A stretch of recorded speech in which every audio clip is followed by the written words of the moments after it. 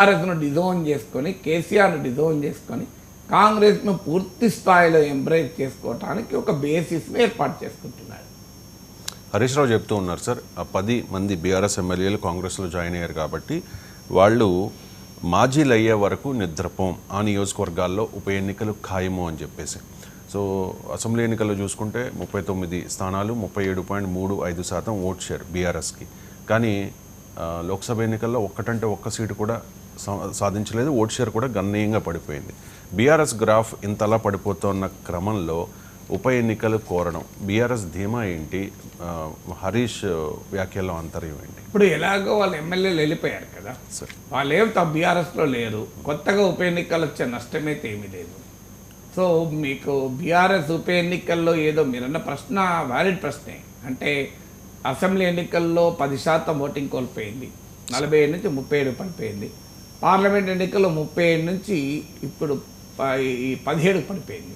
20% voting కోల్పోయింది లోక్సభ ఎన్నికల్లో.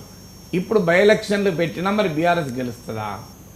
So BRS first position తర్వాత సంగతి, సెకండ్ పొజిషన్ ఉంటుందా? అది ఈ క్వశ్చన్ అయితే డెఫినెట్గా ముందుకు వస్తుంది. అందువల్ల ఒకటి ఆ డిమాండ్ పెట్టడంలో పొలిటికల్ డిమాండ్. కాంగ్రెస్ పార్టీ ఎలాగూ ఉప ఎన్నికలకు పోదు, ఉప ఎన్నికలకు పోతుందని కాంగ్రెస్ పార్టీ ఎక్కడని చెప్పిందా? ఎందుకంటే వాళ్ళు ఓపెన్గా చెప్తున్నారు కదా, బీఆర్ఎస్ చేసినట్లే మేము కూడా మెర్జ్ చేసుకుంటాం, బీఆర్ఎస్ లెజిస్లేచర్ పార్టీ కాంగ్రెస్లో విలీనం అవుతుంది అనే ఎత్తుగడ కాంగ్రెస్ పార్టీ వేస్తుంది. ఎక్కడ కాంగ్రెస్ పార్టీ ఉప ఎన్నికలకు పోవాలని కోరుకోవడం లేదు. ఎందుకంటే ఉప ఎన్నికలకు పోవడం పొలిటికల్గా సవాల్ అవుతుంది. ఇప్పుడు మీకు రాజగోపాల్ రెడ్డి మునుగోడు అనుభవం ఉంది. మన రాజగోపాల్ రెడ్డి కాంగ్రెస్ పార్టీ నుంచి రాజీనామా చేసి బీజేపీలో చేరితే మునుగోడులో ఉప ఎన్నిక జరిగింది. అంతకుముందు హుజురాబాద్లో ఉప ఎన్నిక ద్వారా లాభపడ్డది బీజేపీ. అంటే అక్కడ మీకు హుజురాబాద్లో ఈటల రాజేందర్ 25,000 మేడతో గెలిచాడు. కేసీఆర్ భూమి ఆకాశాలు ఏకం చేసినా రాజేందర్ ఓడించలేకపోయారు. ఆ అనుభవంతో బీజేపీ మునుగోడులో కూడా ఉప ఎన్నికను ఆహ్వానించి మునుగోడులో కనుక ఉప ఎన్నికలో గెలిస్తే ఇక తెలంగాణలో రాజకీయ వాతావరణం మారిపోతుంది.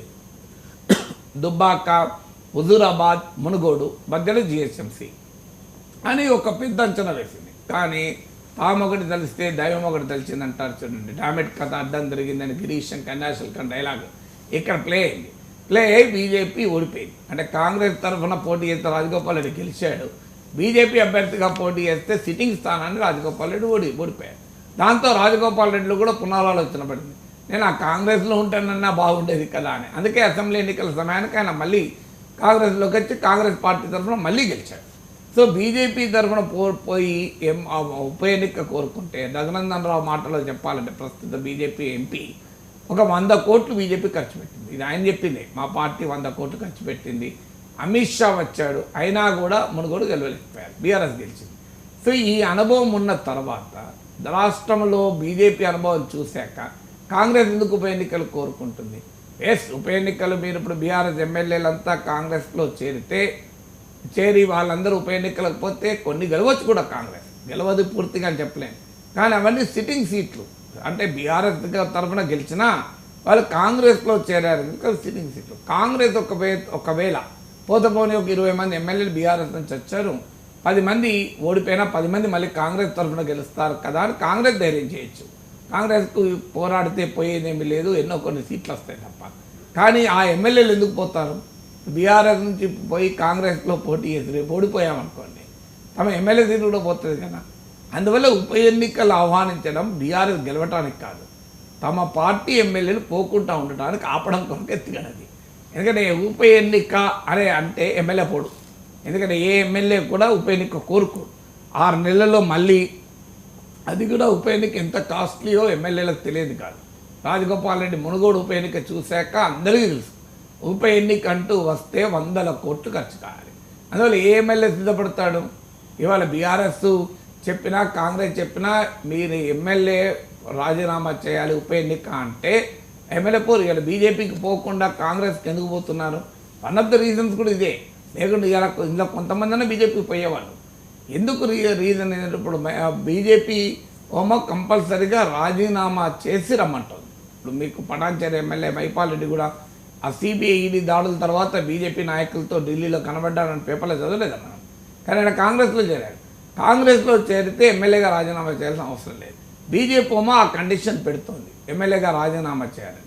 కండిషన్ బీజేపీ పెట్టకపోయినా 2/3 అనేది కాంగ్రెస్లో చేరే అవకాశం ఉంది తప్ప బీజేపీలో 2/3 చేరారు. ఎందుకంటే ఇక్కడ ఆల్రెడీ 10 మంది వచ్చారు, ఇంకో 16 మంది వస్తే 2/3 వస్తారు.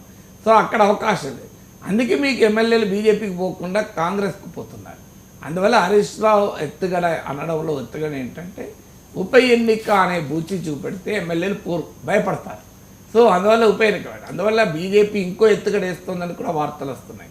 ఒక 5గురినో 6గురినో 10 మందిని బీఆర్ఎస్ ఎమ్మెల్యేలను తమ వైపు తిప్పుకుండి వాళ్ళతో రాజీనామా చేయించి అక్కడ ఉప ఎన్నికలకు వెళితే కాంగ్రెస్ పార్టీపై కూడా ఒత్తిడి పెరుగుతుంది. ఇది ఇప్పుడు బీజేపీ తాజా ఎత్తుగడ. సో ఈ కొత్త ఎత్తుగడ ఏంటి అంటే ఇప్పుడు 39 మంది ఎమ్మెల్యేలు ఉన్నారు.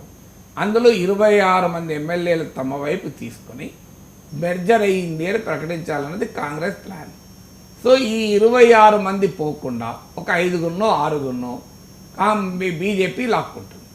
5గురు 6గురు బీజేపీ లాక్కున్నప్పుడు ఈవెన్ 26 మంది వెళ్ళినా కూడా ఇంకో 5గురినో 6గురినో బీజేపీ లాక్కుంది అనుకుందాం. లేదా 26 మంది కూడా వెళ్ళక 20 మంది వెళ్ళారో 10 మంది బీజేపీకి వెళ్ళారనుకోండి. అప్పుడు బీజేపీకి వెళ్ళిన వాళ్ళందరూ రాజీనామాలు చేస్తే అక్కడ ఉప ఎన్నికలు జరుగుతాయి. అప్పుడు కాంగ్రెస్ పైన మారల్ అండ్ పొలిటికల్ ప్రెషర్ చాలా సివియర్గా ఉంటుంది. అందువల్ల బీజేపీ ఈ ఎత్తుగడ కూడా వేస్తోంది.